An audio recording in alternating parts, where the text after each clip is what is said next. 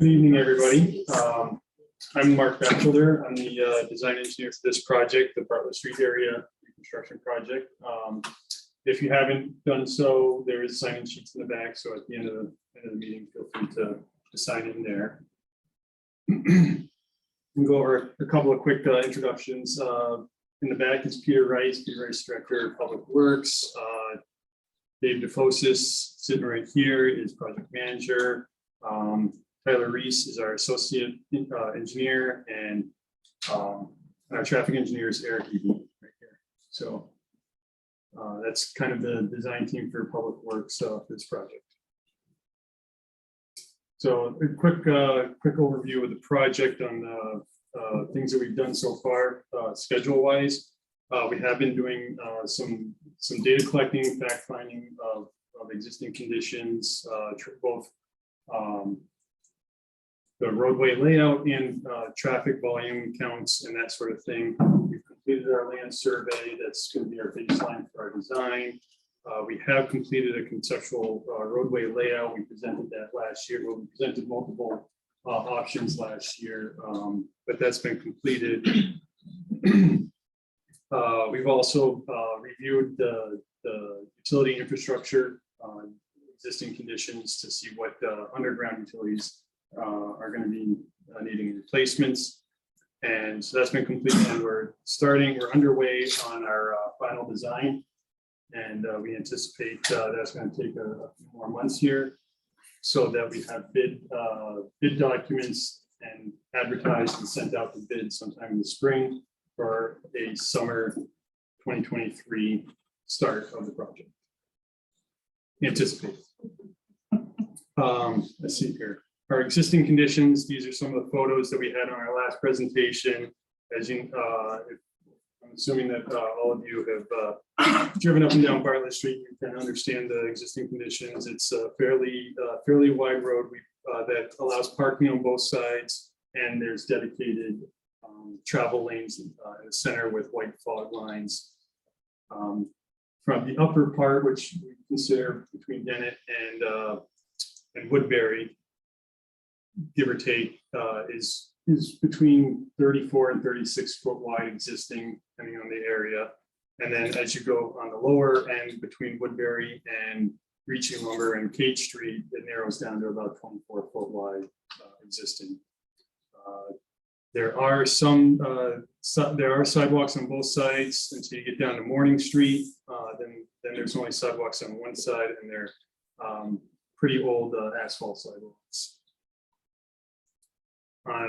Existing condition is Thornton Street. Thornton Street's a fairly wide street for the amount of traffic flow that's there. There's sidewalks essentially on one side, and on the other side there's partial sidewalks.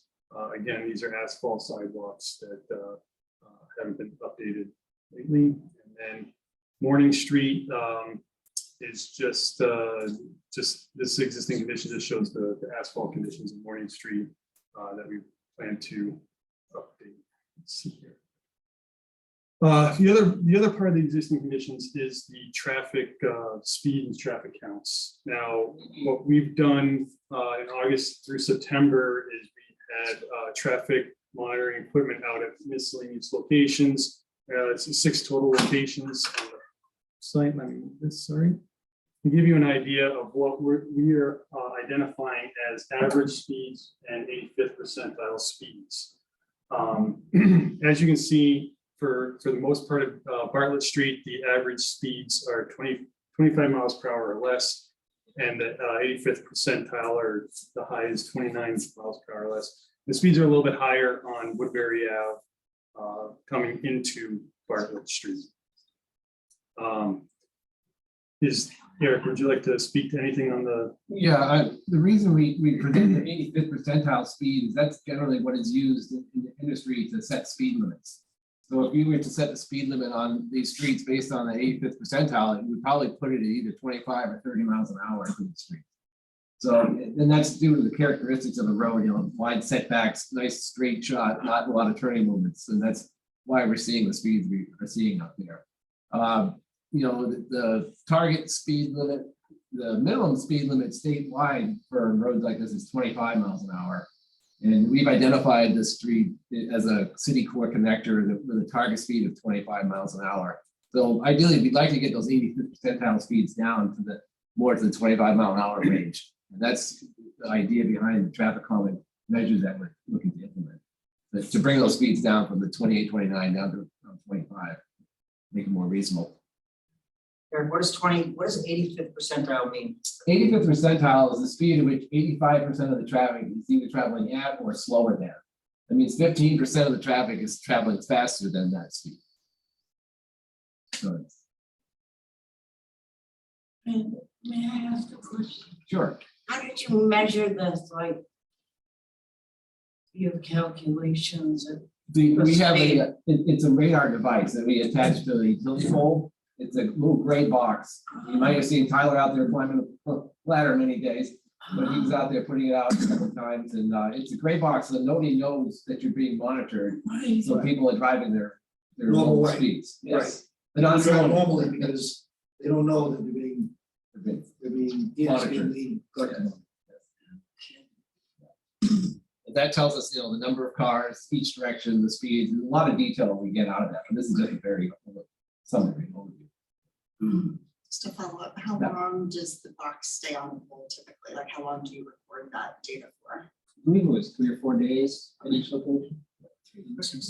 While we're on the Weekends? topic, so the evenings around 5 o'clock, the traffic will back up from Bartlett Street or from Islington back, sometimes all the way to Woodbury. And so cars are really are moving very, very slowly. Is that factored in when the radar? Or? Well, it only measures the cars that are moving. I mean, Well, they're moving, but Yeah. they're moving at very slowly. yeah. But these are, averages over the course of the whole day. So I mean, the few times when the traffic backs up, it's a very small percentage of the overall time. So it's not going to impact your speeds. But we do have the ability to look at it hour by hour by hour and see what the speeds are during those intervals. Right, you can cut out certain data sets so you can see, Yeah, I mean, it would be slightly lower in the peak during those peak hours when you had the backup, but it'd be slightly higher other time. Do you have volume as well? The Yes. Speed? Yes, we do. Because I mean, speed is clearly an issue, but the volume I think is even worse. Yeah. Just because it's constant. Yeah. Oh, a very interesting thing we've seen from the volume measurements is the Bartlett and Woodbury acts as like a couplet system. Traffic coming towards Islington is almost all coming in Woodbury this way and they're coming in Bartlett, whereas traffic leaving is coming up Bartlett Street, coming all the way to Thornton and then taking a left and coming out this way. Very Yeah. little traffic goes up this way.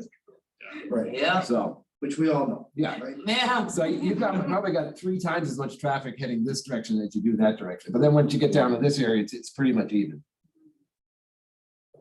Just gonna quickly check to see. Nope. Okay. It gives you a 1 up there, Mark, if you have a chat, okay? Oh, okay. Okay. Right, so this is similar to the presentation that we had last year. We had three alternatives that we were presenting on, and we got a consensus that this version, which was similar to the situation we have at Cass Street and Lincoln Avenue, was the preferred solution, which would be a let's see if I got it's a 32-foot wide road that allows parking on both sides with a shared or alternating 16-foot lane, travel lane in the center that essentially uses self-regulating alternating traffic. So the intent of this in and of itself is a traffic calming feature of the road. So just this alone, we expect some of those average speeds or 85th percentile speeds to come down. The road is 36 now. The road, it varies between 36 and 38, depending on where you're at. I think it's a little bit wider from Thornton to Dennett. It's a little bit wider, and then it's 24 from Woodbury down in towards Cage Street, which that would stay 24 because there's no room there in that section. So now this is just going through slide by slide about each section that we're showing what the proposed layout is. So again, this section in here pretty much stays unchanged, except for we are altering the curb line on this side here to allow for a sidewalk to come through on this side that is currently not there in front of Precision Auto and down to the new intersection down there. And then And you're from, doing that by narrowing the pavement section up a little bit. yes. And is that, sorry, Go ahead. no, I can see on Morning Street, is that a crosswalk between the two sidewalks there? Yes, there'll be a crosswalk there and a stop mark. There'll at least be a stop by there. Yes, please. Let's see here, and then coming further up to the Woodbury Ave intersection, again, 24-foot in this section, and then this is where it transitions to 32-foot wide, maintaining a straight shot through. There is a little transition changing in this section here that will help with your site distances coming out of Woodbury, as well as narrowing up the crosswalk across Woodbury. So you're gonna do the existing sidewalk extended so it's a little bit wider. Yes, all the sidewalks are being replaced Yes, in new alignments. yes. The sidewalks that we're designing for 5.5-foot wide sidewalks, and I believe in the area they vary between 4 and 4.5 feet So it's gonna asphalt. stay there. What's that? If that's the dimensions that it's gonna remain the same. No, we're going to. Oh, I know, that's what I It'll be thought. wider. Okay, we didn't want to say that, okay. Yeah. We try to make the sidewalks 5.5 feet so that two people can actually walk down the sidewalk together. Besides that, there will also be a grass strip between the curb and the sidewalk. And the reason why the grass strip is there is for signs, it's for telephone poles, but it's also a place to put the snow bank so that we can actually plow the sidewalks properly and have a place to put the snow, both for the road and for the sidewalk. Is there any possibility or way to, I don't know, is there any other option besides grass? Just because it gets, really full of weeds and a lot of people don't maintain their grass from their house, like maybe for a brick strip or something. I don't know what you would recommend, whatever. What's in the budget is grass. Now, if you as a homeowner want to do something else, we can talk about that, but what's in the budget is the grass pit. Are you talking on both sides of Bartlett Street, then there's gonna be grass? Yes. There'll be So you're gonna, a grass strip this way. are you gonna be narrowing the street or narrowing? We're narrowing the sidewalk? street. So the first slide was that the road is 36 roughly feet wide. It's going to 32. So it's going to get 2 feet wider on each side. That's your grass strip and the sidewalk.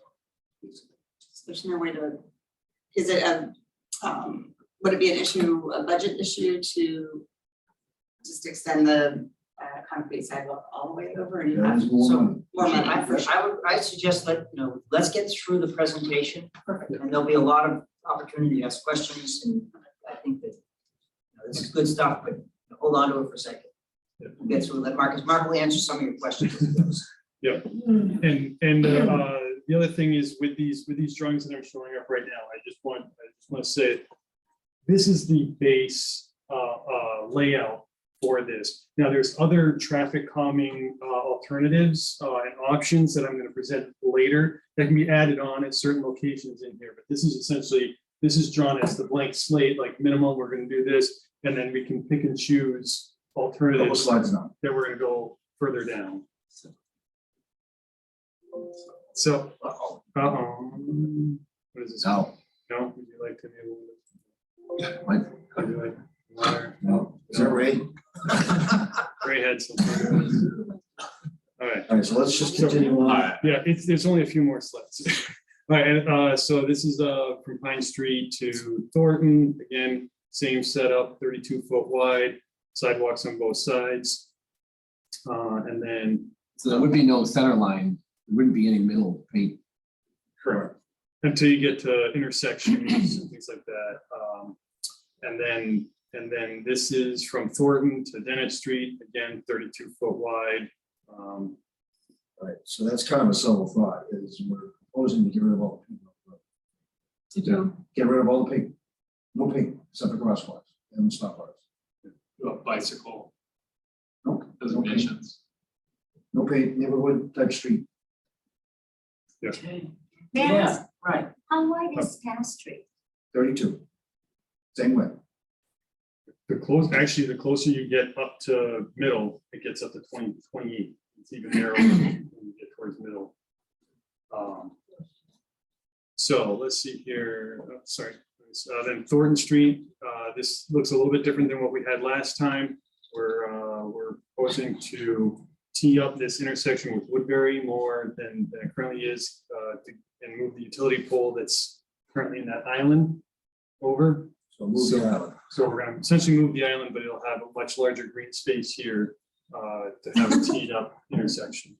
And the reason for doing that is to control traffic, so that people aren't zooming off Woodbury and turning onto Thornton or vice versa.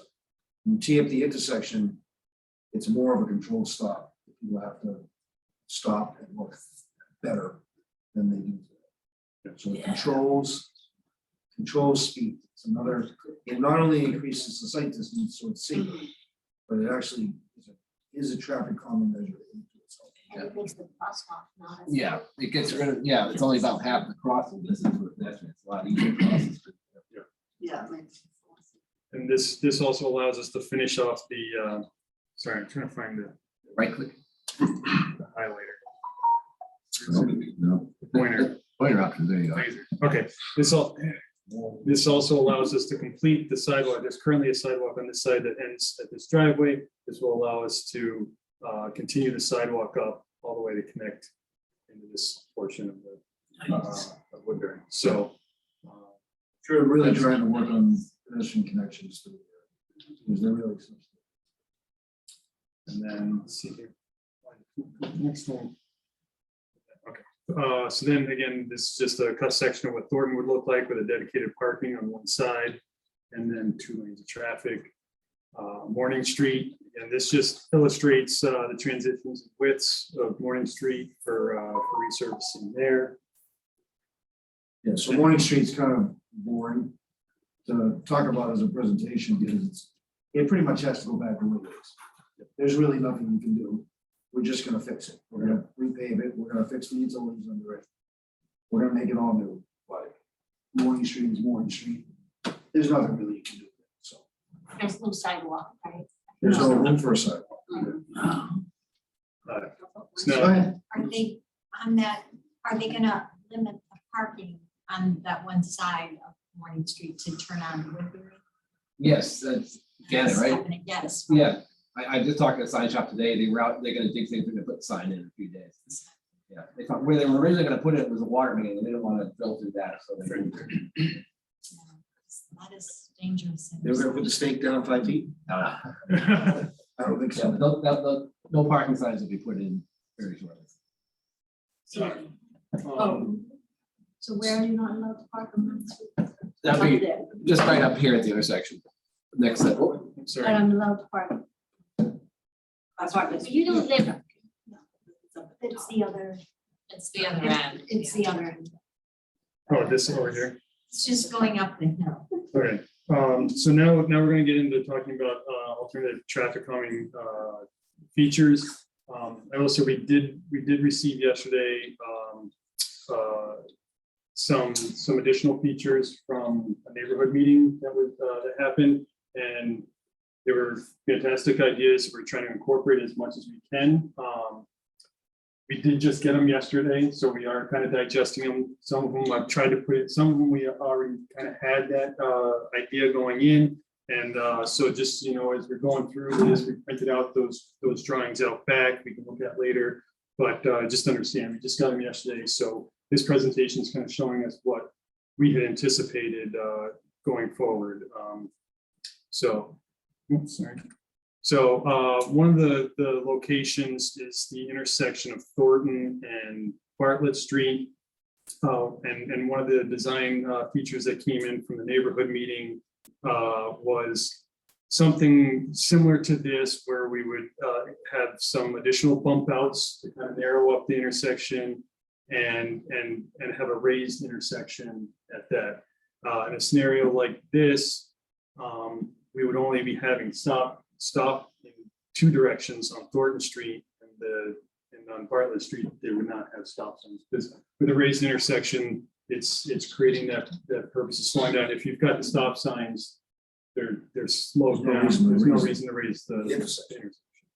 So the other consideration that we tried, which might be a little bit bold, I would say, would be a roundabout scenario where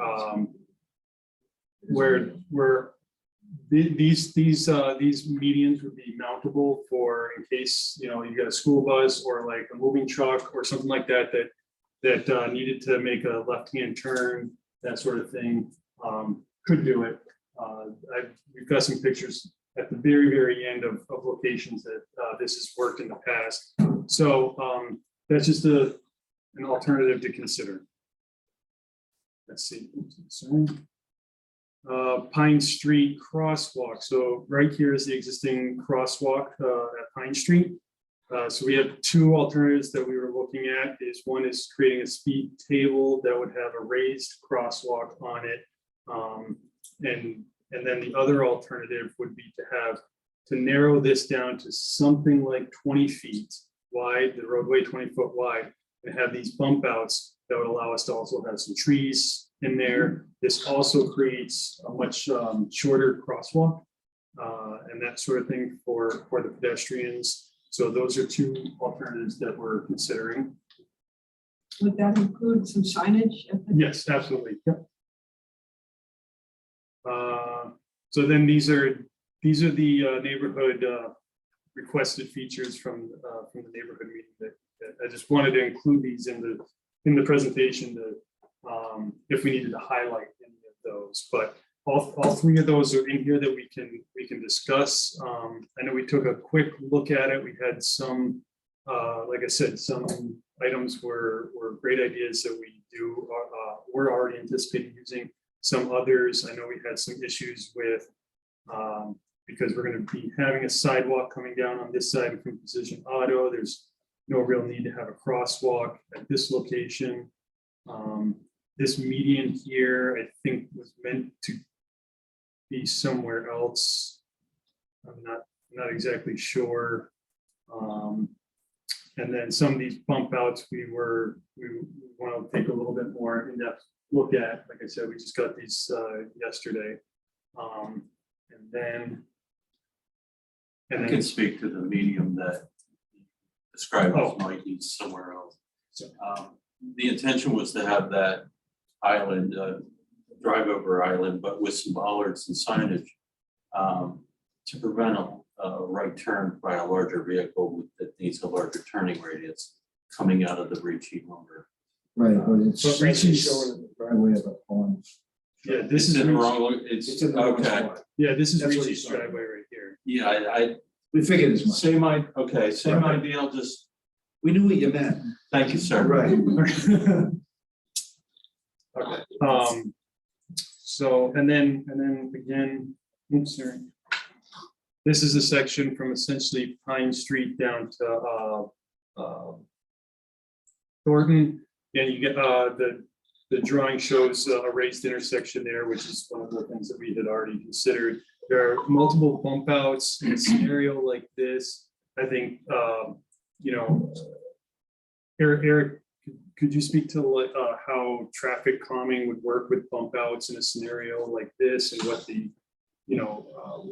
distance between these features? Yeah, generally, we're trying to keep speeds to the 20 to 25 miles an hour range. The optimal spacing is to have a traffic calming measure every 400 feet or so. I forget what the distance is here, but I think if we have one here and one there, remember the distance on I that? thought that was about 800, Yeah, between 600 and 800 from Pine to.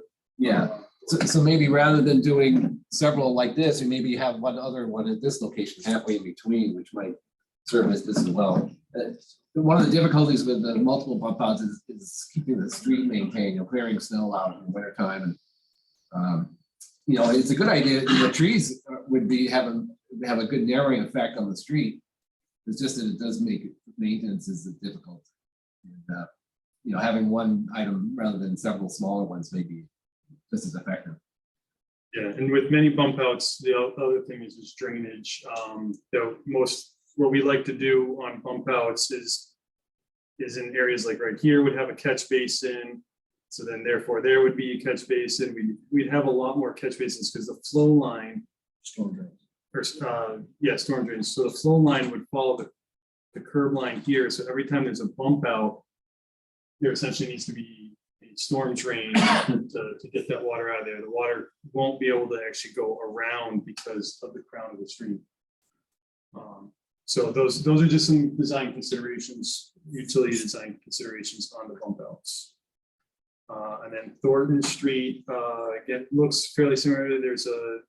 They proposed bump out in this corner here, which I think is definitely something that we can implement to help slow down the traffic that turns right here.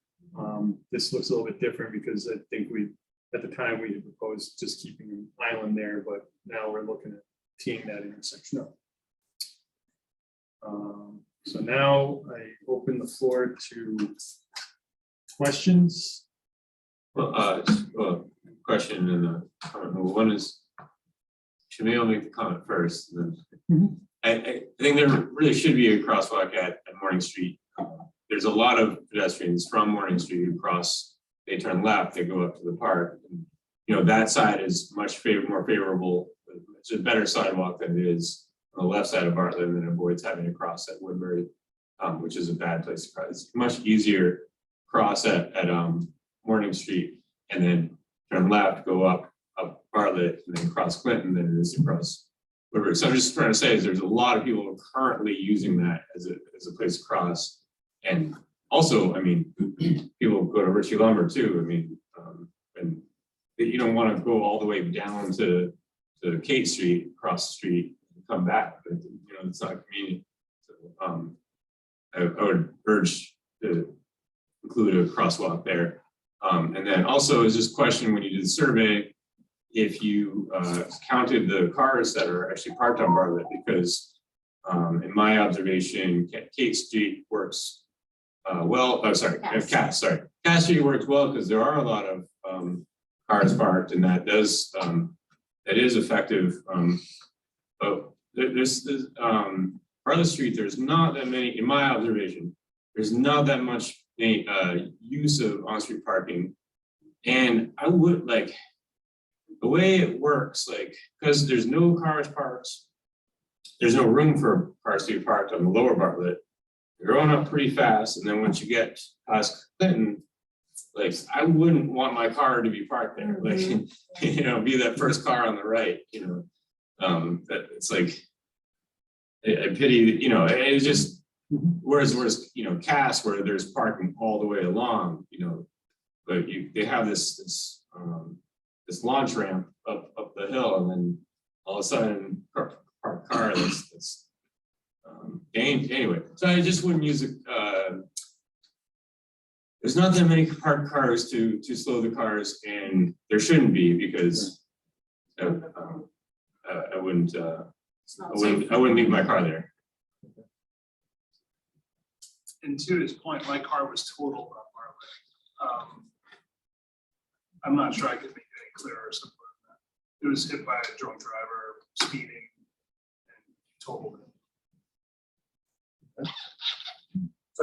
So what I'm hearing is that you don't want parking on Bartlett Street. No, I don't want that to be. Hey, What are you saying? what I'm trying to say is it's not sufficient to consider that the traffic calm because they're not. Right, that's not what's being proposed. I don't think. No, you did say We're talking about choke points to be able to visually restrict the roadway, but still allow some parking on the street. I think the issue that is at hand is that we have traffic calming and slowing on the upper Bartlett, but there is a concern for folks who live on lower Bartlett that the frequently used heading up the Bartlett is often a acceleration. Yes. There's nothing blocking them, and they're going up a hill, so they hit the gas. And that there's, when they get to the upper Bartlett section, if there are traffic calming elements there, that's great. But there's nothing that I'm seeing specifically that's slowing that trajectory into the upper Bartlett area. I agree. And that's the area that's currently 24-foot wide. So there's only a small amount of that can be done in that particular area, and also based off of our data collections, also the lowest speeds that we've observed in that entire area is 24 as an average. I don't think we're asking you to reduce that. I'm asking you to, after that, not make it so wide and open, right? Right, well, I'm just saying, you're modeling the design off your Cass Street. I'm saying Cass Street and Bartlett are not analogous because. No streets are, yeah. Yeah, because there isn't as much on-street parking used, and so that's not, you can't rely on that as a, Right. as a choice. Yes. And so again, what we're also going from is existing lower Bartlett, 24-foot, upper Bartlett, 36 to 38 feet, going down to 32 already. So at some point there has to be a transition going from 24 to 32. Unfortunately, it's right at Woodbury that transition currently happens. One of the options you're proposing though is to choke down the Pine Street crosswalk. Yes. 20 feet. Yes. So you're taking it, you're pinching it down, that's what, much more. I think that's- And so your point about trying to calm down the acceleration, we should look at, how to address that. But if you're coming into a 20-foot area, yeah, they may start to get to that point, but they're not gonna go fast through that 20-foot section. But isn't most of the traffic that's coming up Bartlett is shooting so fast, where are they trying to go? So they're trying to probably go to 95 or go out the other way, right? And you just cut through the neighborhood to get there. So we had talked about at the last meeting, having a sign before the ugly railroad bridge, because that would direct people to use 8th Street and not even hit Bartlett and go shooting past Thornton and all that. So I don't understand why. And actually, I was almost in an accident today where someone didn't see that flashing stop sign, and we were coming up onto Kate Street from Islington, and they almost side swiped the whole car. I mean, we came within like a foot of getting hit. And I think if more people knew that that was the turn, and we were guessing that the driver, I don't know how didn't see, but there's not enough signage there. And if I saw a sign and that I recommend, and I don't know how, you can't make people use their blinkers, but they should use their blinkers right or left somehow. Because if I see someone going to the right, going up Bartlett, then I use my blinkers to go right. I also use my blinkers to go left because that driver at that flashing stop sign wants to know. So I think if you had better signage there, it might help alleviate the traffic going up Bartlett. And I think having cars on both sides of the street is a negative because there's no bike lane. And then bikes have to risk being in traffic totally. And to me, it's more confusing. I think there's more drivers getting confused about what the heck is this. So so you're talking about the intersection stuff, you're talking about Bartlett Street? Well, I'm talking about the signage. So So the signage, I understand you requested that, and Eric actually looked to see if we had space to be able to place those signs. It's a very cluttered area already. So we don't believe there's adequate space to be able to provide, and we don't own the railroad bridge to be able to mount the signage. well, I'm not talking about even mounting it on the bridge, even if you did it right by the bike store. Sure, Having you need the something real ahead of estate to be time, able to do it. having a sign, well, There's something visible when you're at that massive Bartlett Street Islington intersection. I go through there every day, multiple times a Yeah. day. I know what you're talking about. if people follow their rules for their training, where they're supposed to put blinkers on, it helps people know what you're doing. I agree. I think the issue though is that we should be Directing people to Not- hate not to avoid the Bartlett Yes. Street. So Eric, have we done any, Yeah, I mean, we've done a lot of traffic studies in the area and traffic counts, and it's really a bigger picture issue that has to deal with the traffic circle and the bypass. If you go out Kate Street, Hodgson Way, you come to the end of the road, and there's a signal across from Borthwick. Then immediately, as you take a right onto the bypass, you come to the next signal at Coakley and Cottage. And those two signals just don't work well together. Then after that, you have a long line of traffic to get in and around the circle. So what people are doing, as you said, they're cutting up Bartlett Street over to Woodbury. Then if they're going north on the turnpike, they take a left on the Rockingham Ave and they go that way. They avoid the circle altogether. Until we can get that problem fixed, they're gonna continue to come up Bartlett Street. But see, even. Regardless of what any sign says, people who know the area will not go out to the bypass. They know it's quicker to go up Bartlett. But even on the one-way section of Woodbury, and you're talking about your car being totaled. I was witnessed a 3-car collision right on Woodbury. And the driver was not drunk in the morning in the sun, and it's blinding. So Yeah. that is gonna continue to happen, and that they need to slow traffic down in a lot of ways.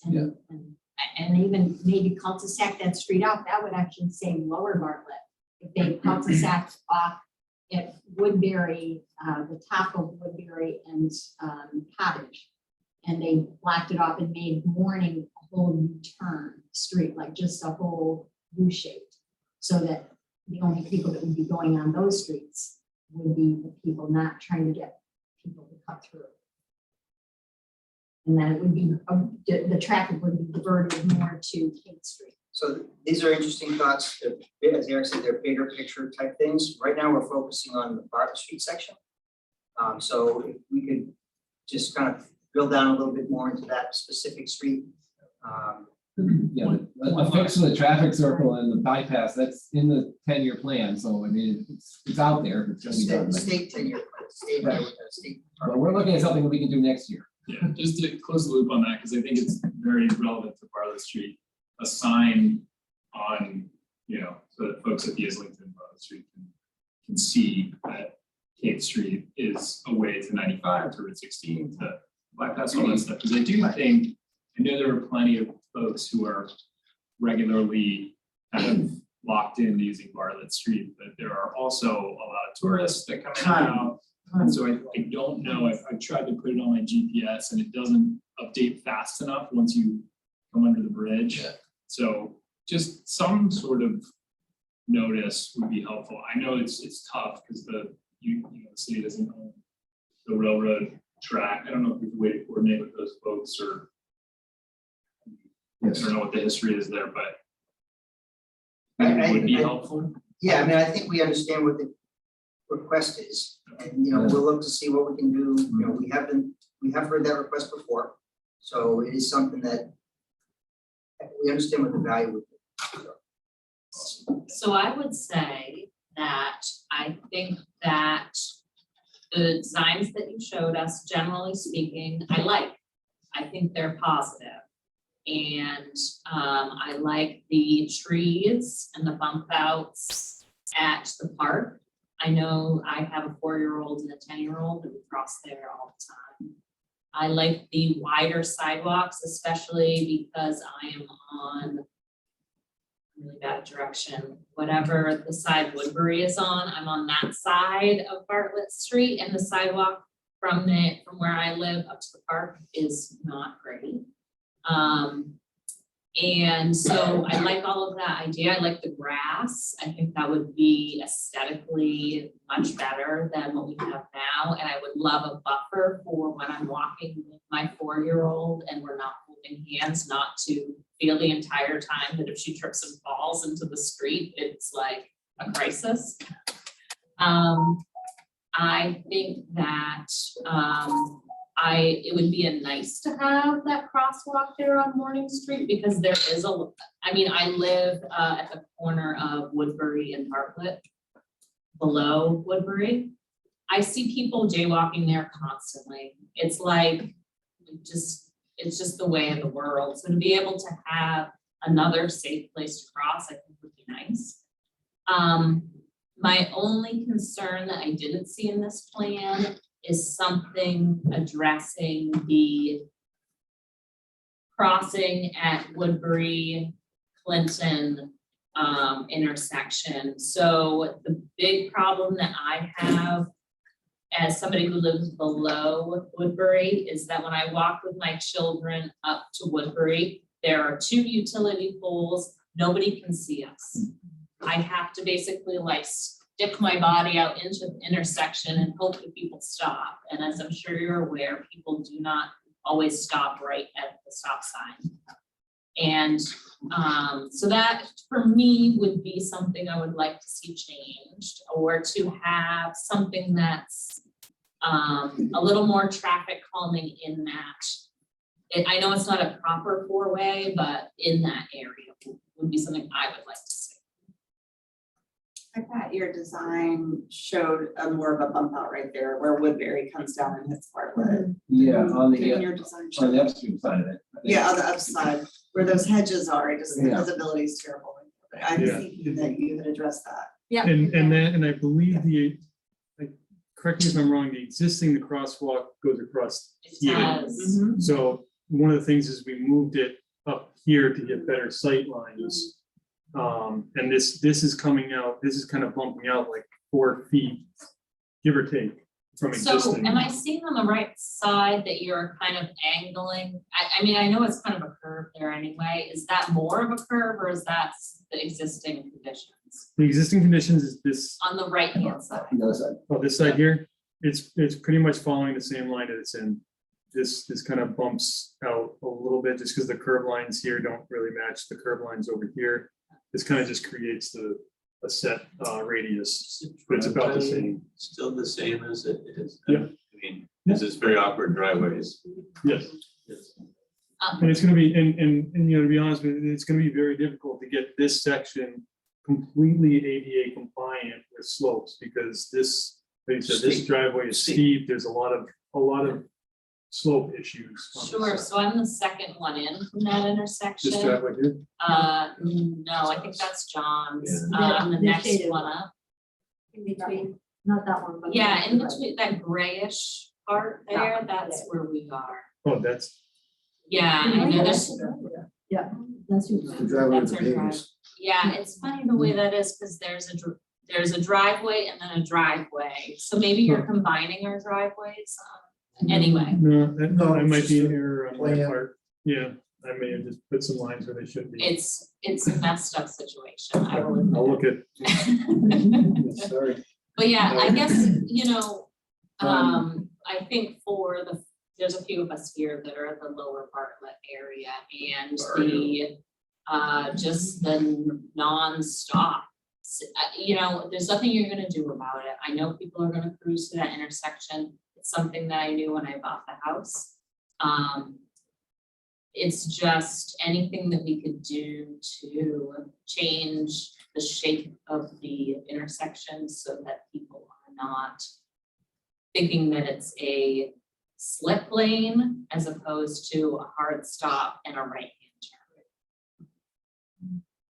So we can look at that a little bit. Eric, what do you think about putting a raised crosswalk there? Crosswalk? Oh, I would love that. Yeah, but right here, No. Here. There. Oh, there. As opposed to Pine or in addition to? what's the distance between here and there? Is that 400? pretty close.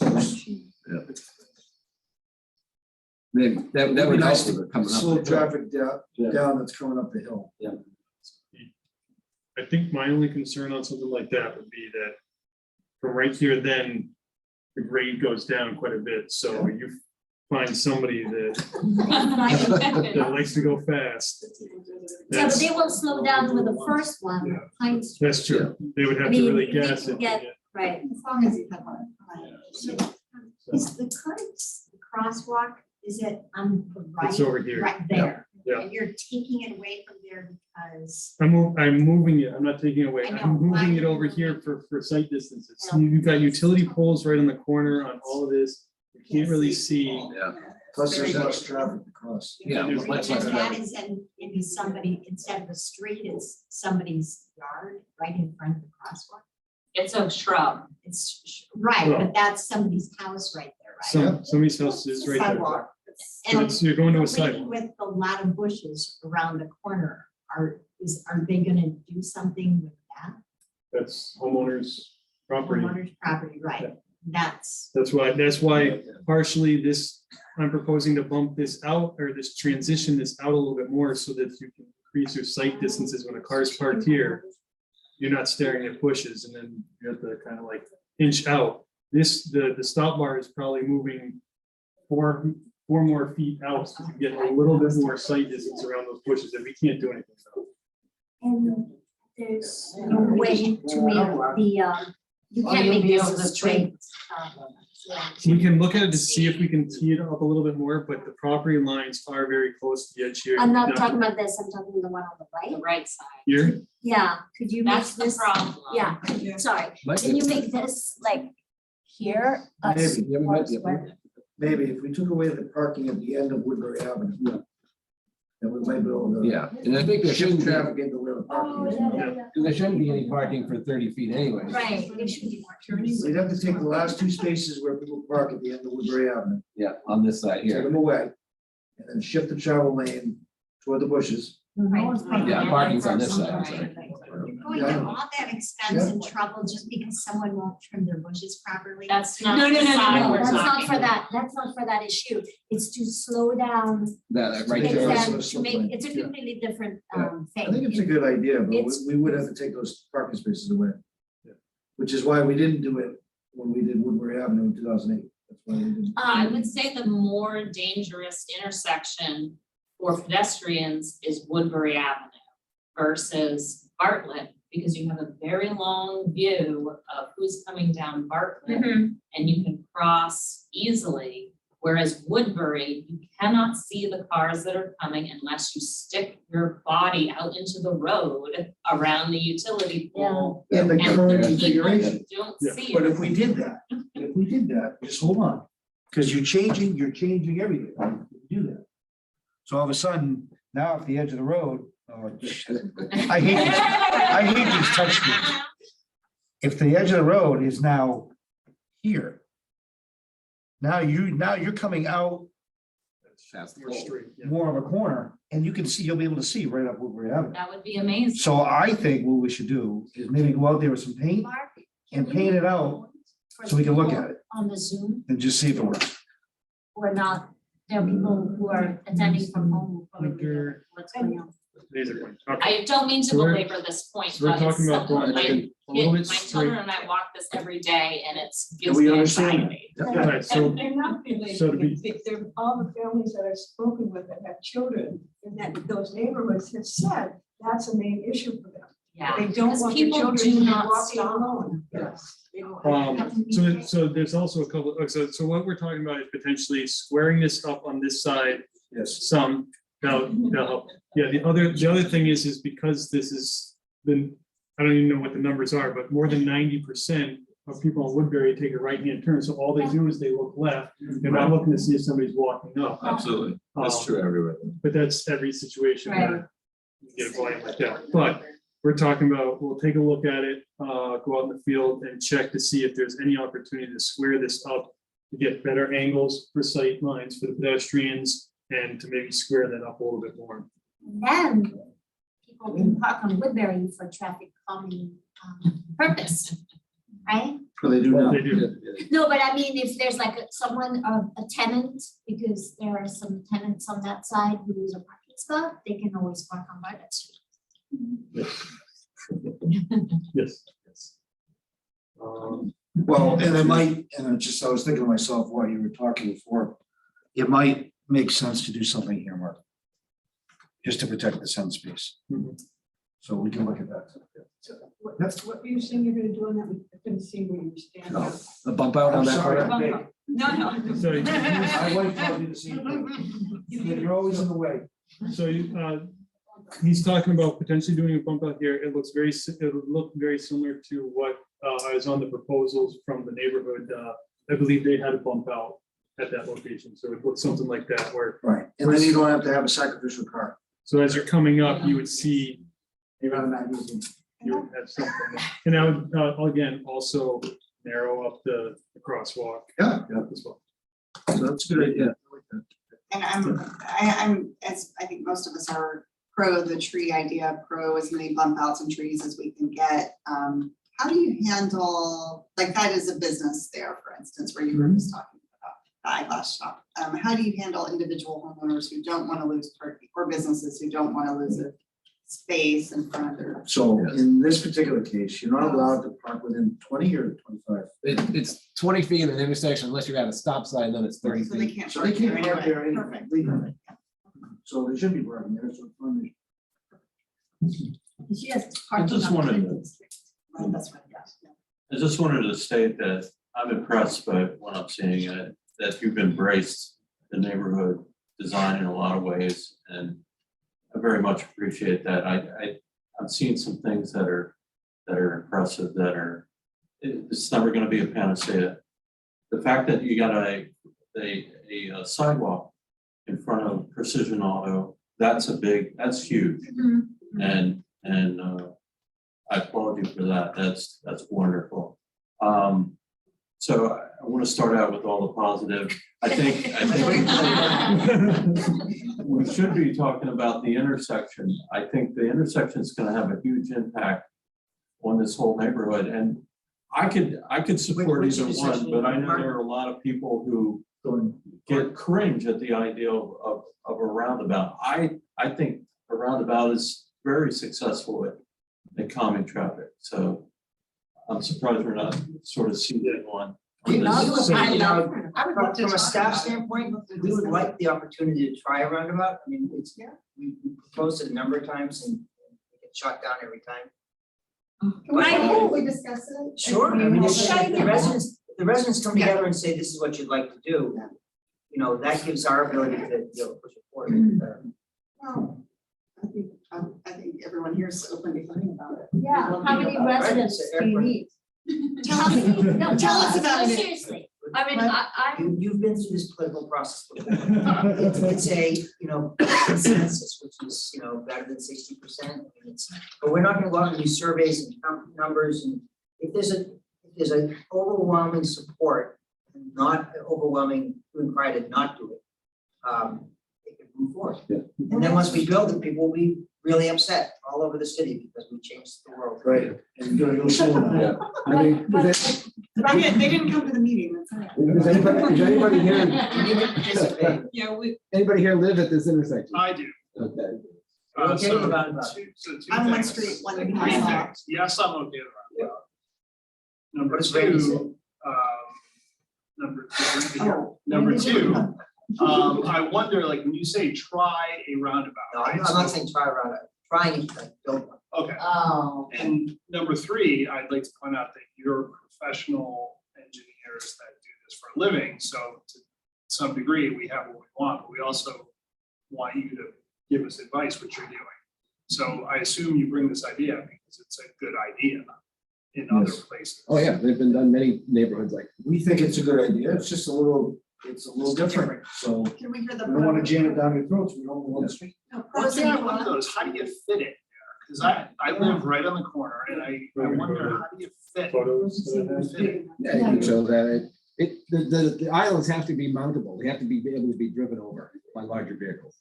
Here's an In case it's a example. moving truck or something like that that has to come through. And should we be talking with the other three folks on the corner besides you, the other three corners? So this is just an example of one this is just Chicago, but it's a small, this is an 18-foot diameter island and it's got about 2 foot that's mountable. And what's nice about this is that there is enough opportunity, say if a truck comes through and needs to make a left-hand turn there, they can theoretically go to the left of that in this scenario versus having to go all the way. And the intent is to go all the way around. But That's just an example. Other ones that we were talking about Right. would be, And that's why on this version I showed Mountable. you, there's splitter islands. So Why you was there a can't- four-way stop and a brown, I understand that. I don't know why Chicago does some of the things they do. But so it would be just a yield, right? It wouldn't be. Yeah, it should be a year. Yeah, it should be. Yeah, the point of Those having little a triangles mean you. Right, right, right. Yeah. So, but yeah, in this scenario, I think we were talking about not necessarily having a planter or anything in the center island. It would be something mountable to make sure that, you know, school buses or the errant truck that came through could get over it. This also allows for, it moves the pedestrian walkways a little bit further away from the intersection. It has areas of refuge in islands. They're dealing with crossing cars in one direction at a time. The other thing is, I mean, it will slow people down. It'll be some kind of visual structure essentially in the middle of the road that somebody coming up to that, I would hope as a driver that you slow down if you see something in the middle of the road that. And there's a median at each of the streets, Oh. like each. Yes. She lives on the corner and she raised her hand. Oh. She's in the Oh. corner there. Okay. Let's see if I can figure out. So she wants. Participants, okay, I'll talk. okay. Teresa, can you hear us? Oh, Yes, sorry. can you hear me? Yeah, we can hear you. Yep. Okay. Yes, I'm at 340 Thornton, on the corner there. I've been here since 1995, so I lived at this intersection when we had only 2 stop signs. And my concern has always been whatever other options we talk about, whether it's a raised table or it's a roundabout, we lose our stop signs. And I was always amazed at how quickly somebody could try and make that left-hand turn if there was no stop sign. My other concern is, and always has been, school buses, fire trucks, and plows. And just putting stuff in the middle of the street, I don't think is the answer. I love the bump outs. I love trees.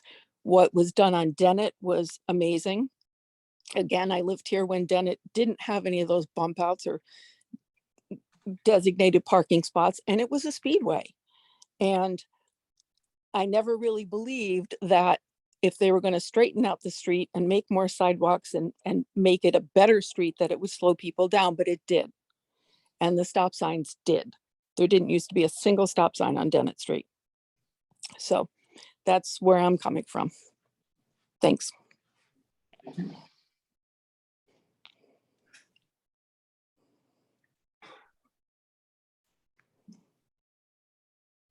So can we have it as a test, as a, you know, a few years ago, you put the bollards to slow down traffic and then I think one person complained and out or something, or can this be, or is it too big of a deal to do this as a trial? It could be done probably as a trial in the springtime, or, you know, you wouldn't want, we could make a circle using, you know, bollards or linears or barrels or Yeah. cones or something to people to drive around. I mean, to give people an idea, I think it will stop people, whereas a stop sign does not stop them, because you really have to go around. I mean, I'm from France, they're everywhere. They, in my village, 300 people, they are everywhere. They slow traffic. And the stop sign, you don't have to stop at a stop sign, but when you have the round thing, you stop. Yep. So it will slow the, you don't stop, it will slow you down. It's, I mean, I know, I mean, it's, we don't have them here, so we're not used to them, but you're from. Yeah, I'm from Sweden, Europe, like they're everywhere. Yeah. Like, it's They like so are. annoying, like. But you get used to it, they're annoying, but Yeah, they're so annoying because it's so slow to get home. It's just like some of those great roads where you used to shoot like 50 miles an hour, but every single intersection, slow down, you have to do the roundabout, slow down. And it truly does slow down traffic. And where my dad lives in Sweden, they have that stupid roundabout right in front of his house. And it's not even a four-way intersection, it's just like a three-way intersection. And it's not really like a roundabout, it's barely just like something painted in the street, but like, yeah. So the only challenge about holding off till spring to, and we're probably gonna do that, to a pilot, it will impact, we're in design right now, we're trying to move forward. So it would be good to get consensus about what we want now. Right. I don't know how, whether we can do a lot of it, final up to that point, and then just kind of leave it rough for now, and whether that would impact the design schedule that I'm much. all for it. Yeah, 'cause I think the biggest thing that would impact is transitioning from doing like a roundabout to a raised intersection, because with a raised intersection like this, that it's gonna require 8 total catch basins on Additional it. drainage. Additional drainage, which is fine. It's just that if we're going down the road of the roundabout, it's a completely different drainage scenario, but it could be something where we, just head off drainage on either side or something, and then with the anticipation one way or the other, final design, something like that, but. The hope out of this meeting is to try to firm up the selection so that we can, we want to get into construction. In order for us to do that, we need to finalize this design. And we have to go to parking, traffic, and safety as well, to inform them. So, what I would anticipate is we incorporate some of the stuff we're hearing tonight. We go to parking, traffic, and safety with what the refined design is, and you can all, participate in that as well. And we look to finalize the design in the next month or so here. Last year on vacation, so when you're back. Yeah, the day is So, do you, as village experts of engineering and streets, do you have a favorite to pick? Because I think that between those two, they're both excellent options and it would help. And then to, be like testing and stuff, that would slow down the progress of Bartlett Street.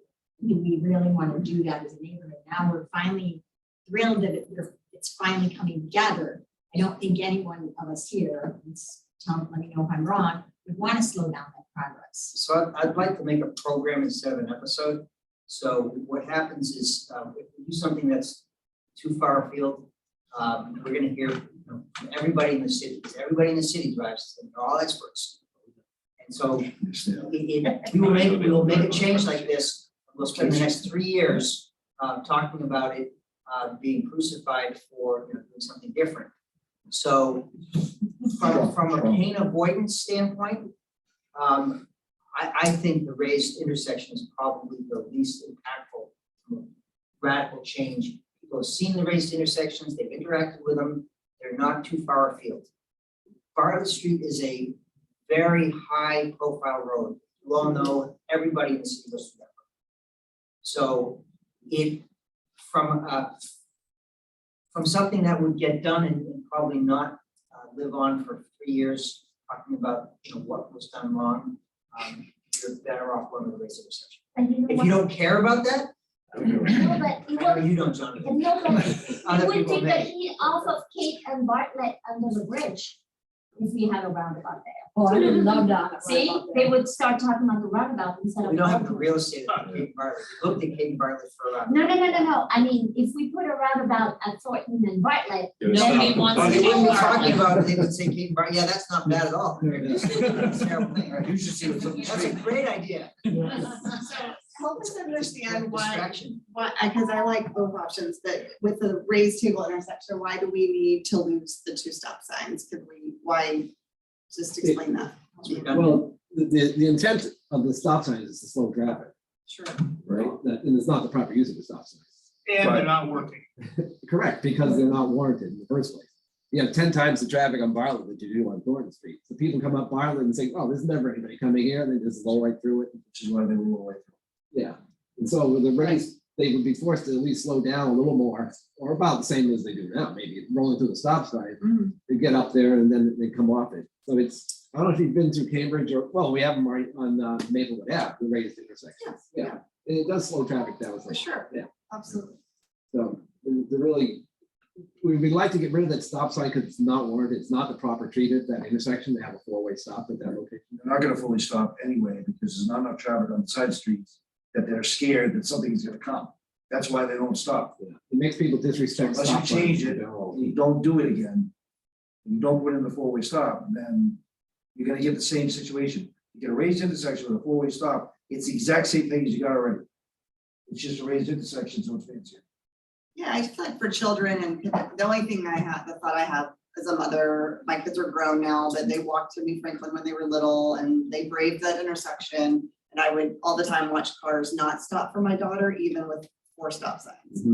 For a child walking alone, like they would just blow her off at rush hour, right? So I feel like the stop signs help pedestrians a little bit to have that priority, but I understand your point. And one other thing we could do is, with a raised intersection, if we were to get rid of the stop signs on Bartlett, they could be replaced with an RFB, the flashing signals. Sure, okay, But you're not allowed to have it, you have stop signs. Right. Yeah. okay, great. Oh, right. And that's a good idea. And then also with because we'd still have a stop on Thornton, and if it was raised, that will ultimately slow down the vehicles that just blow right through there. I mean, it's like a stop sign and the ramp up. So that will definitely slow that down. Plus, we're talking about, in this scenario, you can see this is the existing Yes. edge of pavement corner. Like, so we're talking about like really bringing this up. So it's a sharper Awesome. turn. Fabulous. I love Yeah, it. you gotta I'm the next house over, so I just watch them cut the curb and accelerate as fast as they can. So And that's then, great. and then, if we have and then if we have the a Pine Street- narrowed Pine Street. I think I'm totally in agreement with Becky. Like, I think these options are awesome.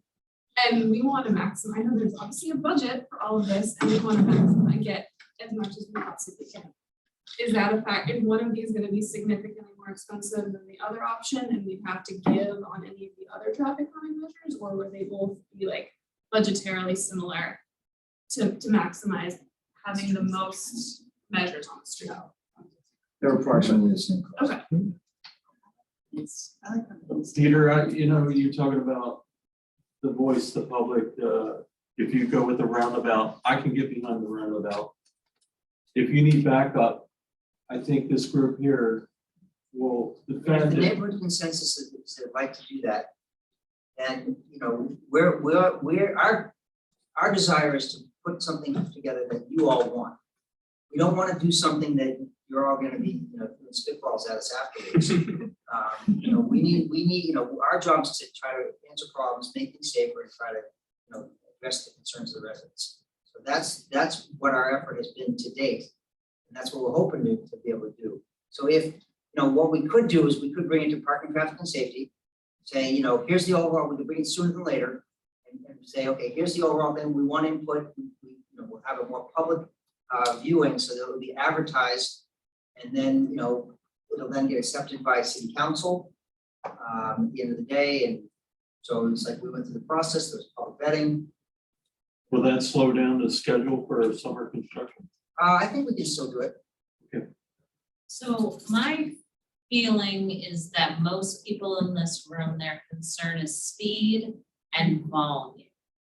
So I think both of these options are fine. I kind of feel like the roundabout might be more successful in reducing volume, in that people tend to avoid that. Whereas a bump out is too similar to a regular intersection where it's more familiar. I'm just throwing that out there as a part of the So consideration. just out of curiosity, a show of hands, who would prefer the roundabout at this point? We're talking about a raise, the other option. Versus the raised intersection. Okay, well, that's, I'm on the fence, I could go either way, I like the raise. We got everybody again on the fence. So a question, as an engineer or any of the engineers in the room, in your professional Yes. opinion, what option slows traffic and minimizes volume to a greater degree? Which one of those? Or when is a better shot of work? Volume's not gonna really change until we address a lot of the bigger systems. Yeah. Alright, so speed, On the budget, what yeah. will help, yeah. The speed, I would say the roundabout would be better for the speed. Because I mean, I'm thinking driving down Maplewood right now, you do have to slow down somewhat, but also here you have such a heavy left turn. You know, would that raise the intersection be, it wouldn't discourage that left turn. So limited that, I would vote for the roundabout. You know? The only problem, the roundabout, you just have to make sure people don't cut it like this corner here, so. All right, well, They can go around. we'll have to worry about how to detail that. Rob. Yeah. Oh, right. Or from Bartlett onto Thornton, you mean, Eric?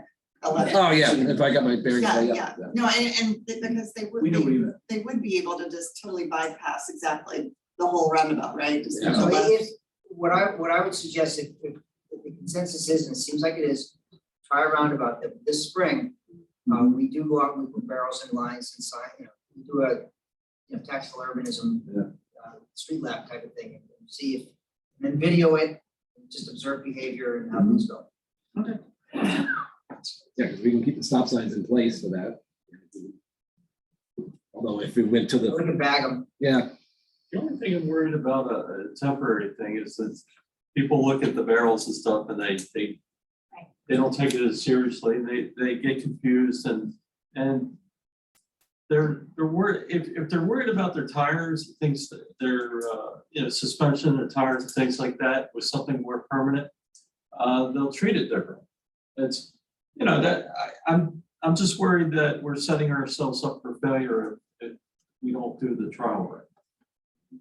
Maybe if we do a trial, then we're bringing attention to a solution that can be changed because it's only temporary, whereas if we just go for it, it's gotta be much harder. It will be maybe more painful, but so. I agree with both of, I agree with both of those points wholeheartedly. I think the bollards, the barrels, all the cones just irritate people. Yeah. And they don't like the way they look and they want to run them over. And then they start paying attention, White right? space. And they all start weighing in on their opinions. And I know that may sound really self-serving. But we are the immediate residents, I think. There's challenges, you go out and invest in putting a bunch of money into the ground and it's a significant investment. If we get to that point and everybody's like, oh yeah, that was a mistake. Why didn't you try it out ahead of time? Yes, a temporary trial is not perfect, but at least we'll give you some indication of traffic flow of, what, and I think you could do it in a manner, Martin, that's, we can put spikes in the ground or something like that. How can it be a mistake? How can it be a mistake? I mean, how can it be a mistake aside from perception? I mean, why would it be a mistake? I mean, What could go wrong? So, What what could could go- run, so the new council gets elected, But they're that's outraged, and they tell us to tear it up. But It doesn't matter, that if they is turn not around and based on tell us to fact. tear it up, we end up tearing it up. My point is, if we want to make this successful, we should show that we've done due diligence, that we've done pilot effort, that we've shown that, we keep it very public, we talk about it very, we do advanced advertising, talk about it, residents requesting roundabout, city looking at trying a new thing, experimenting, do multiple times we talk about it with big variable message boards up, make it clear, and they'll still be upset after the fact, but it won't be for lack of trying. If we just go ahead and do it, We just gotta make sure we're on the Portsmouth Facebook pages. Did the Rye traffic circle used to be a four-way intersection? Yep. Yes. yeah, I mean, so it's exactly like that, it's just on and a people were smaller outraged scale. by it, but that was bigger, that's It's bigger. much than- larger, but this is the Same concept. maybe Yeah. don't call it a roundabout. What do you call it? Call it something else. traffic circle. No, no, good idea. slowing down It's a area. rotary. It's Neighborhood circle. neighborhood You know what, I've lived in 4 different states, okay, and the reason why I'm on the fence is because guess what, the 4 different states that I lived in did not have roundabouts. Now, I'm just, They're all It's your over first here. state, then. right, which is fine, but I'm saying, okay, I'm still getting used to the roundabout down at 95, I'm a little nervous about So that. slow down. Okay, so now my question here is, I've been driving a long time. On the roundabouts, you can only go in one direction. Everything is to the right, correct? So I can't make a left turn, I have to go around the whole roundabout. Three That's what quarters of the way we're around. discussing. Three-quarters of the way around. That is my question. That's the So point. I'm saying I can learn this. I'm still not too old to learn, hopefully. But I'm saying if that's what works and that's what the majority wants, then why not just do it? But I'm gonna ask Teresa. Well, you know, uh, and then you have arrows pointing in the direction, right, that people know that, like, me that have I experience. mean, A lot of talk, Nancy Johnson. Teresa. Hi, Hello? Teresa. Hi. The only couple of things about the roundabout versus the raised table, and I'm looking at the maps here. I think it would be very difficult to get a good idea of how people would react to a roundabout with bollards or cones or whatever you want to do, only because it wouldn't compare it to, first of all, permanent structures, but it also wouldn't compare it to the alternative. And if you look at the two intersections, what the roundabout's going to do is it's going to open up the intersection and put some stuff in the middle.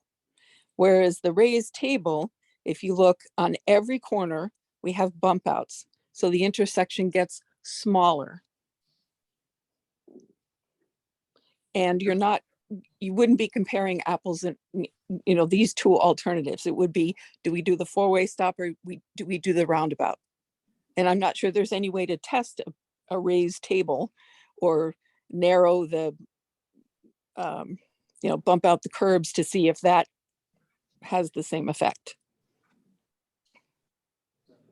I don't think, other than the right-hand turn from Thornton onto Bartlett, that there's going to be much difference with the raised intersection compared to what's existing, right? So the whole thing that we're talking about is the traffic going from Bartlett, making the left-hand turn onto Thornton, be it existing with a stop sign or what we're proposing with a raised intersection, is pretty much going to be the same as it is now.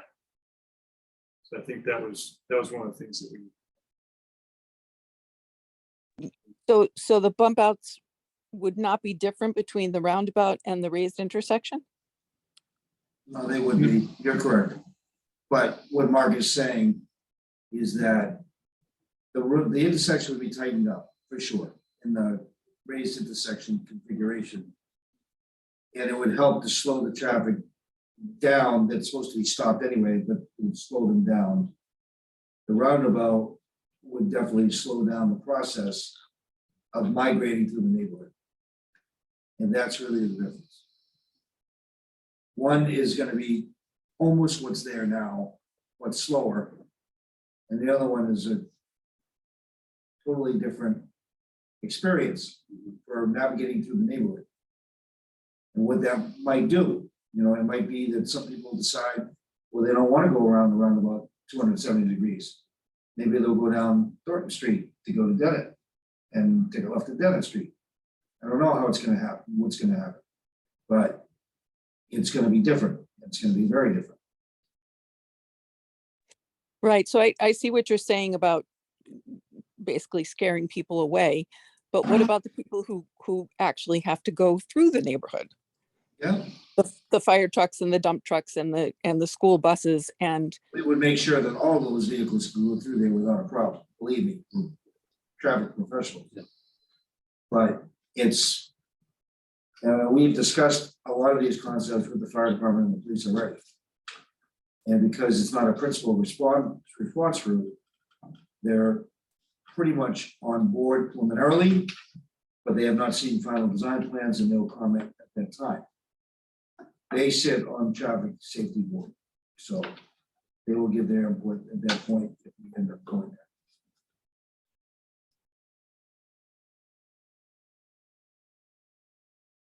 Well, I'm just looking at these two. There is a difference in the pedestrian paths. Certainly, this is more out of the way. If you wanted to continue along the sidewalk, you have to come over here and up and around like that. Whereas it's a straight shot over there. You're not altering the pedestrian paths on the raised intersection.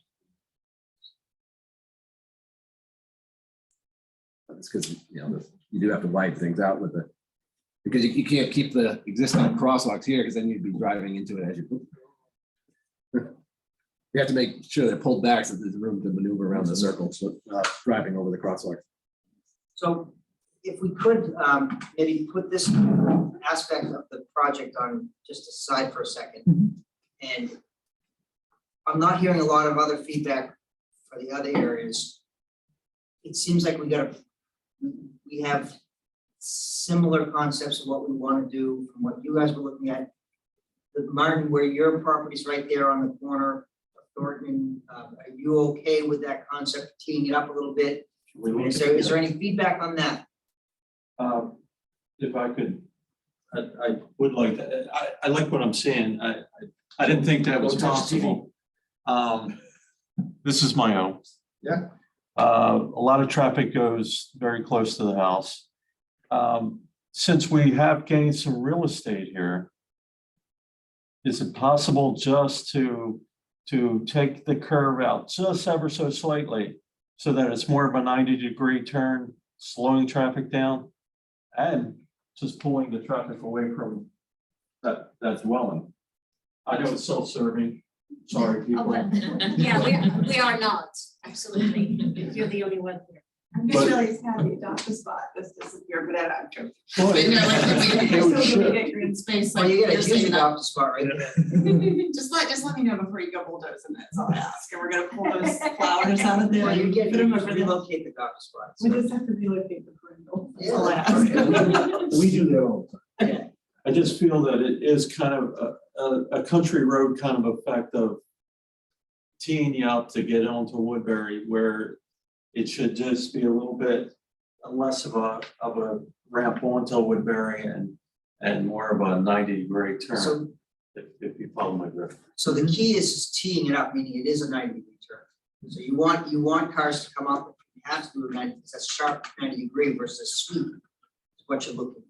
Well, I'm So- just saying, if you have all that extra real estate, maybe you could be a little more judicious. we could- Yeah, we could I see definitely what do you're that. saying, slide it a couple Push it feet, down. one way over. You just shift this line Yeah. 2 feet this way, Right, And they already, and then you Get just some lean grass. 2 feet. yeah. And you got plenty of room on the side, so. Yeah. because it's a race, It would just be- they don't stop. It would just end up being a tighter, this radius here would just end up being tighter in order to keep the parking lot here. So it might come out a little bit forward, come out a little bit further here, and then, so just, that radius would just get a little bit tighter. Yeah. You get a few feet over We can there. do that. Yeah. I got faith. Yeah, I believe, Right, so- unless there was a flat. So we can play with that a little bit, so Martin gets a little bit more space. Yeah, I'm just teasing, I'm sorry, I shouldn't say that. We're going to improve the roadway by adjusting it a little. For the neighborhood. For the neighborhood, that's right. The section from Thornton, Bartlett to Dennett didn't seem, it was pretty straightforward. There, we talked about potentially doing some, maybe an intermediate bump out or choker scenario where you'd have 2 bump outs to. Instead of doing a bunch of those bump outs along the way. The other end. He's talking, I think we're talking about. I was two talking about the other areas. side. Oh, this one? Oh, sorry. Sorry. There we go. Yeah, I don't know. It's such a short piece and the traffic volumes are, Yeah, much lower on that end. Especially now that the trucks are in theory off of Bartlett, that strip isn't getting really the traffic. Teresa has her hand. Teresa's like, "Where? Let's do it." Can you hear me? yes. Hi. Hi. Well, yes, this happens to be where my driveway is. This is the thing that changed when the stop signs changed. When there were only 2 stop signs on the Thornton side of the Bartlett and Thornton intersection, nobody turned left. Everybody went straight.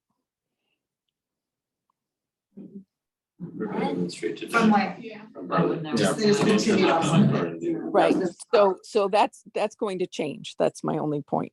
If you're taking away the stop signs, whether there's a roundabout or there's a raised whatever, and particularly if the bit of Thornton between Bartlett and Woodbury gets narrowed, there's just going to be more traffic. I don't know what you do about it, but that's my 2 cents. I get Everyone will it. just continue straight is her point. Yeah, I do that, but I'm on my bike, so, Yeah.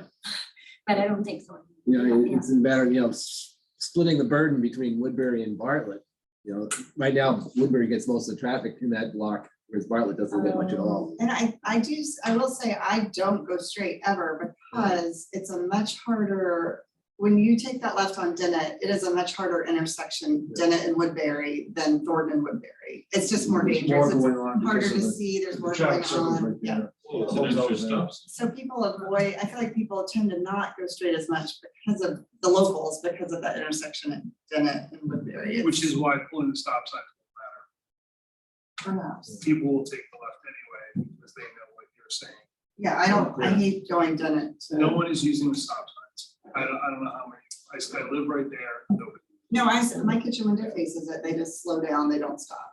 It's just a continuous flow. And it's, in order to get to Woodbury in this direction, it's 2 stop signs, one here, one there. Right. Here, you come around, you got 1 stop sign. Yep. So it's an extra stop sign to go this way anyway. People actually So- race, I'll hear them. So just to Yeah, sum just to this, get it. there's When really does the nothing second- we're interested in this section of the roadway. So if we go back to the section that you, Just that the sidewalks are substandard, very. Oh, Yes. you'll well, be they're gonna doing get yourself. extended there and you're, So, it's all gonna get improved. yeah, Okay, so we're so narrowing it a it's- little bit, and because there's some pretty substantial sized trees in this Yes. area, so Yeah. we're actually bumping the street or narrowing the street out by bumping the sidewalk into the street in this area. So the sidewalks will be, here and this sidewalk will go away. So there'll be more green space in the back and the trees. And you would, okay. It was really difficult to get a 5.5 foot sidewalk on the back side with those trees. Do you know when the new development's gonna take place there in Woodbury? Are they ripping down that They're house? still intact, but they got months and months and months. So it's not gonna happen at the same time when And everyone months. starts doing it? Oh, that one, oh, that's gonna be major. It may, you know, we don't, we don't know what their schedule is versus our schedule. I mean, Dave's right, it's gonna take a while to get approval, but there may be construction that's happening elsewhere. So it just, I'm trying to make sure we move forward. So this section, we're gonna narrow it, additional sidewalk added to get all the way to Dennett. So then the next, back to the section that you had before, Mark. Yeah, I'm trying to get there.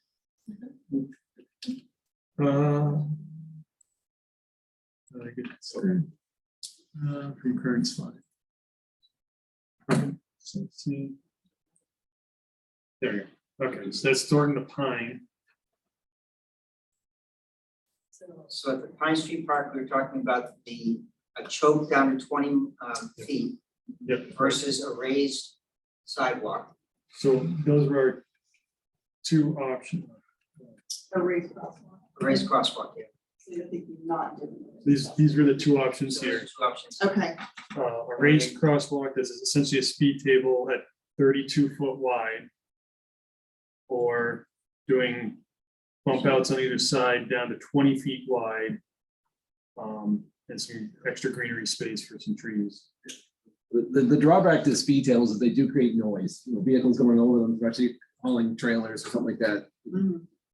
We put one in Aldrich and Boss, with the neighbors, the raised intersection on Aldrich. Get what they want. So one of the feedback we heard from you was that you'd like more trees, and this is an option to put a couple trees in. no, So that to me, Halfway up the and street. you really create a pinch point, you know, coming into that section of roadway. Trees are really visible, you know, Mhm. for people to slow down.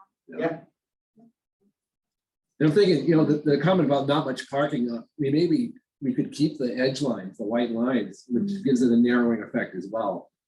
You know, we could keep those if there's not enough parking going on to traffic. Otherwise, it does seem like a wider street if you don't have the parked cars out there. The additional bump outs, I think, help Yeah. with the lack of parked cars that you put in the So- like proposed, Potentially, yeah, potential something in this extra area. bump outs. Lack of- I think you'll get more parked cars when you have more bump outs. More bump protecting outs. the square. If you Feel a wanna little more do, if you protected. wanna do a bump out in the lower Bartlett too. So- All right, so in that section, Mark, if you go back, in that section, what we're talking about from Pine Street to Thornton, we're talking about doing one intermediate pinch point. somewhere. You know, we don't believe that multiple bump outs are gonna serve you well. I think it's gonna frustrate you a lot. I think the residents, because you're not really gonna get any functional parking when you have, especially in the winter time, it's just gonna be snowbanks pushed out. So, from a traffic calming standpoint, something intermediate between it will provide you that function, and also you'll still have some parking when you need it.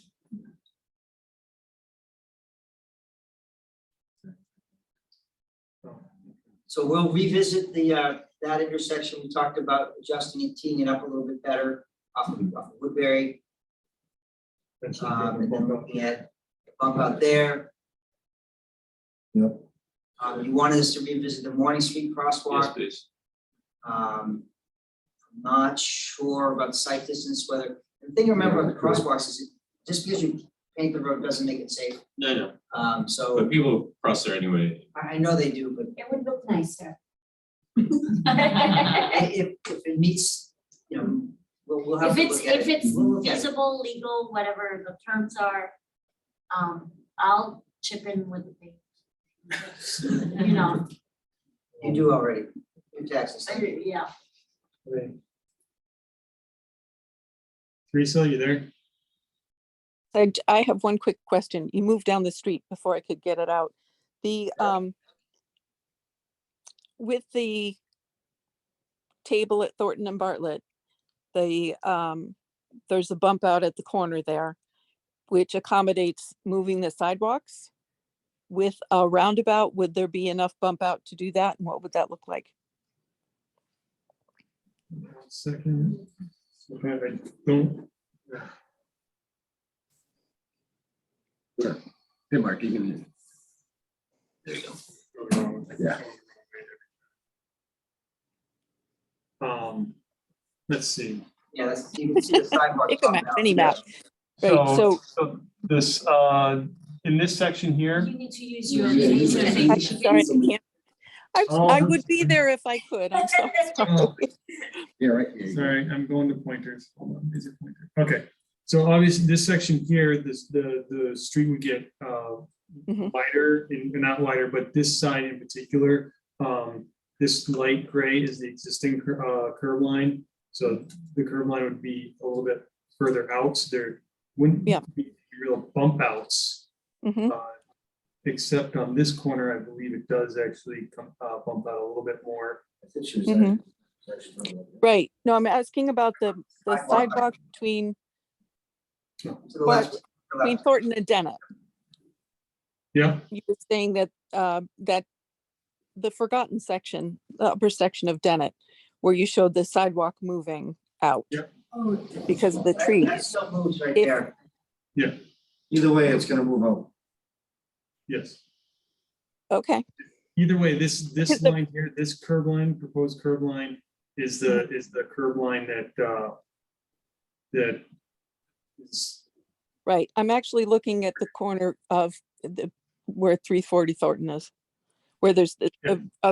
nope, across the street to the right. Oh, right. Across from trees. Oh, no. Yeah, I'm sorry. You're right. I got myself turned around. So the bump out for the roundabout would be sufficient to move the sidewalks as well. yes. Yes. Okay. I see it now. Thank you. So going back down to Woodbury, we talked about that intersection. Morning, we wanted to try to see if we could get a crosswalk there. And then we're adding the sidewalk along past Precision Auto or. Yep. And then we'll look at, I'm not sure we can accommodate that island in front of Richie's. Something we'll look at, but I would suspect we're gonna get a lot of pushback from business. Just because, yes, they don't run trucks through that way all the time, but occasionally they will have delivery trucks that go up into your neighborhood. And they're gonna wanna be able to swing up there without having to go over. So we'll look at it, see if we can accommodate it, but I suspect it might be a challenge. The space that's in the travel lane, there were 2 travel lanes going down Bartlett Street towards the roundabout, towards the K Street rather.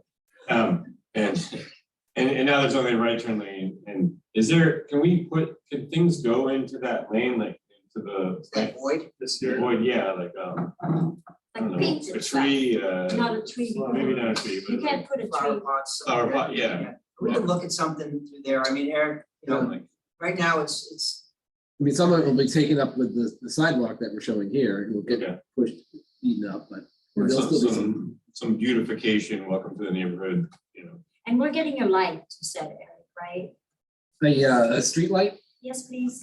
Yeah, we put in a request to Eversource for a street light on this pole right here. So who do we have to go beg now? Oh, it's just. it's the work order's in. Yeah, the work order is in, it's just a matter of Eversource saying, okay, we'll do it, and we'll give them the street light and they'll install it for us. Oh, that's awesome. I actually was out there one day and the guy from Eversource was there, he said, oh yeah, we could probably do that. And there will also, I'm sorry, but that's again self-serving. Can we put lights around the stop sign that's on the right, on the Precision Auto side? Because you have blinking light on the other stop sign, but not on that. Yeah.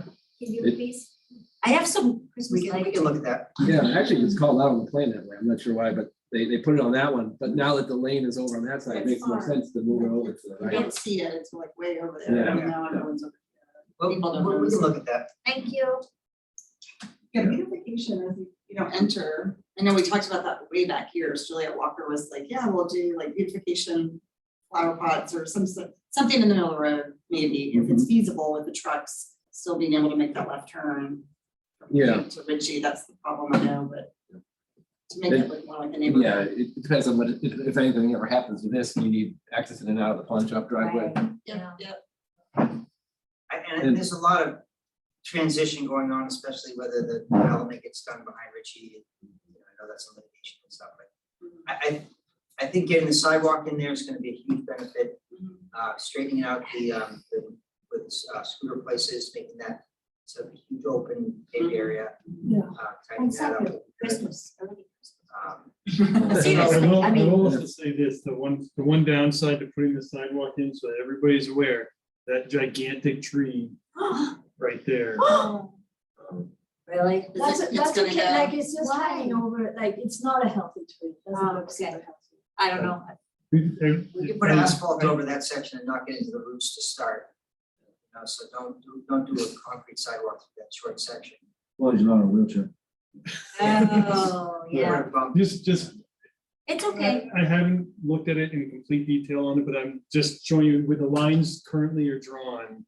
It's right in that tree. I don't know if there's room to kind of nudge things. I wanted everybody to be aware of it before. Yeah. So why don't we have our arborist go out, take a look at the trees, look at the tree, see what, do a risk assessment. You know, if it's a declining tree already, it may be a prudent thing to do, to remove the tree.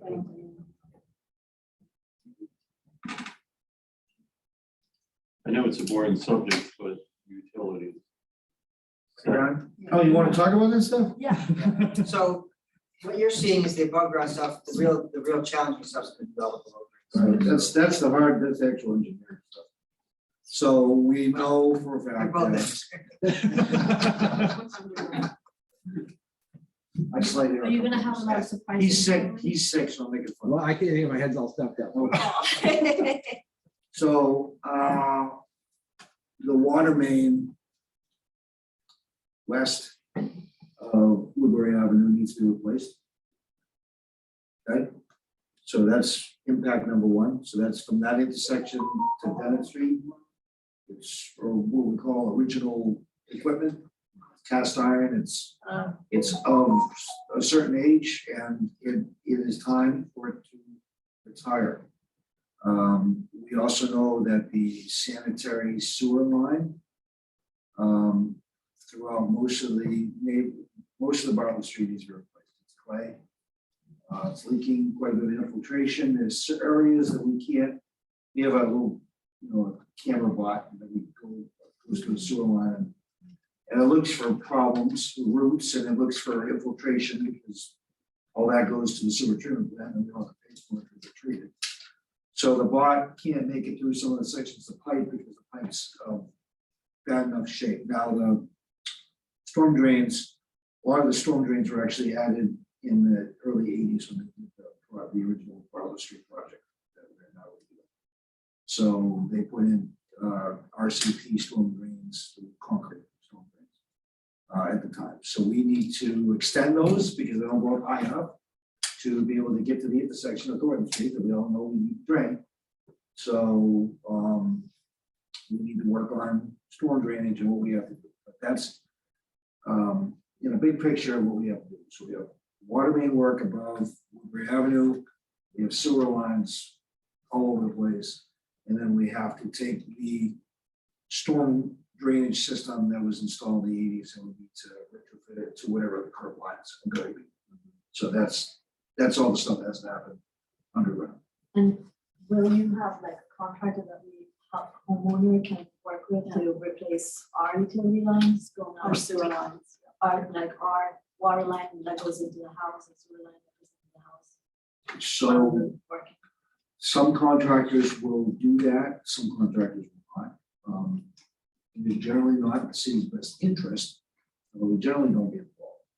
But it's not in our just best interest for them to be working on their house when they should be working on their house. So sometimes certain contractors have utility crews that they can do that type of work. So we can't guarantee that.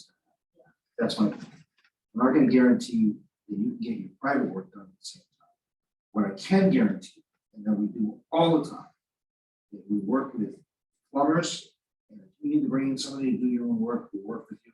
We'll coordinate everything so that everything gets as cheaply as possible done, and that it's no additional hassle just because we're under construction that you have to go through all this stuff, just because you want to do the right thing. So we generally speaking, we try to coordinate everything. We're very good at working with plumbers and electricians. All the other things that happen when you do one of these jobs, you get into stuff. And it's just like, you know, there's something you need to do this, and you do that. No, my house needs this. And I'm like, yep, well, you know, you get your people over here, I'll talk to them, we'll coordinate with them, talk to our contractor, and generally speaking, we're very successful.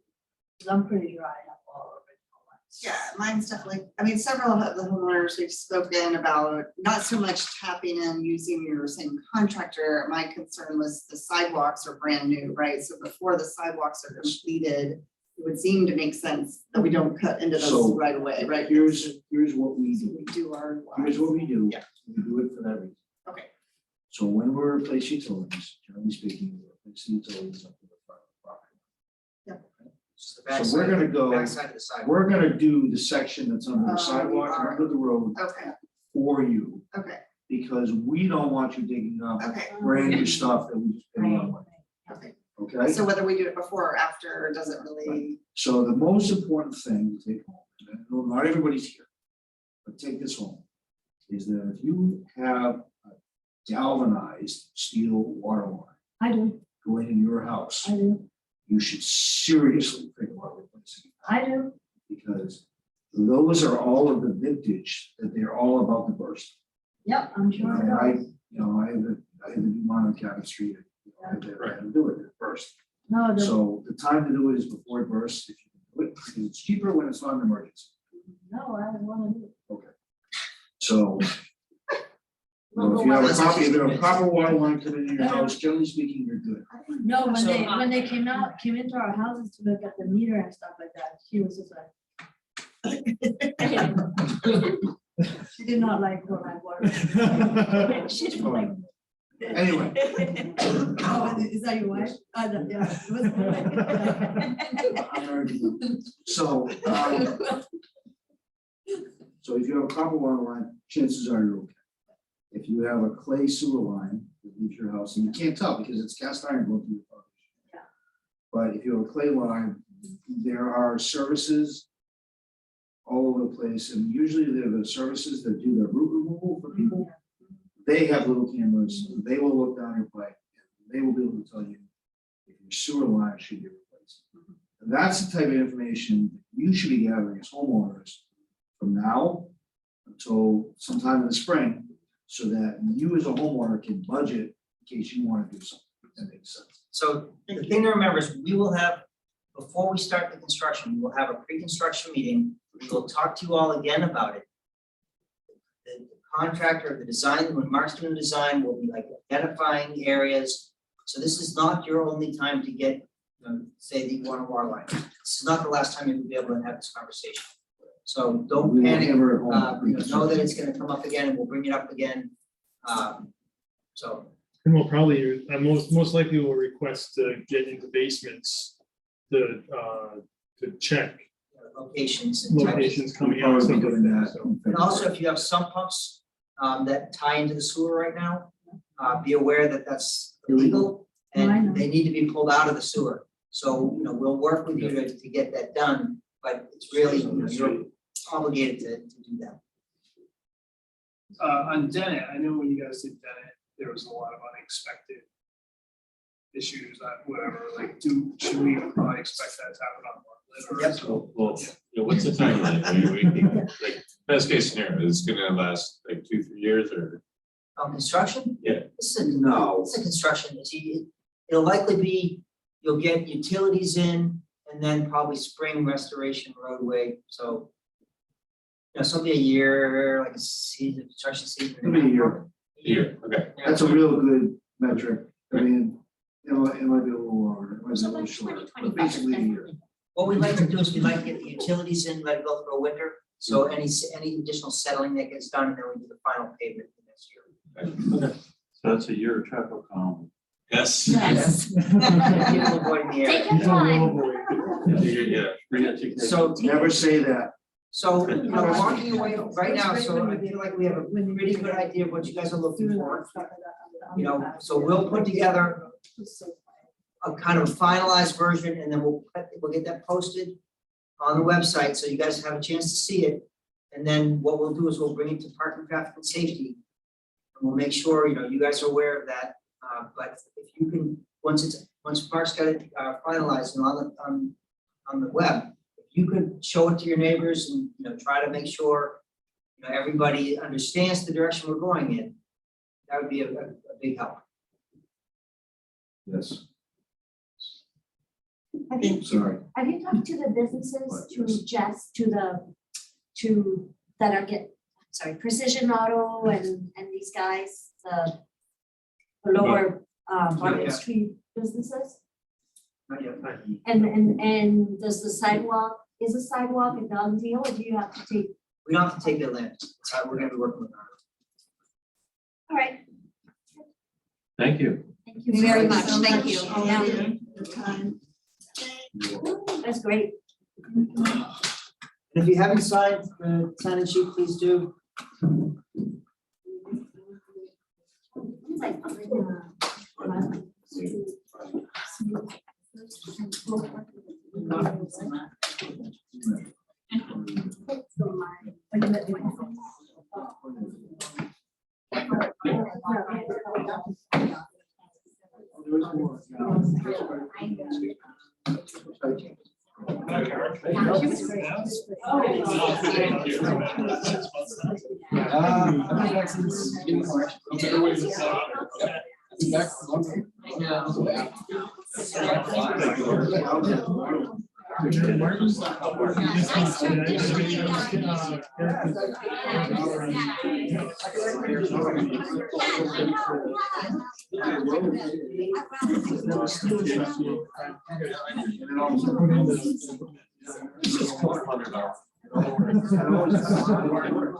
Yeah, thank you for incorporating these things.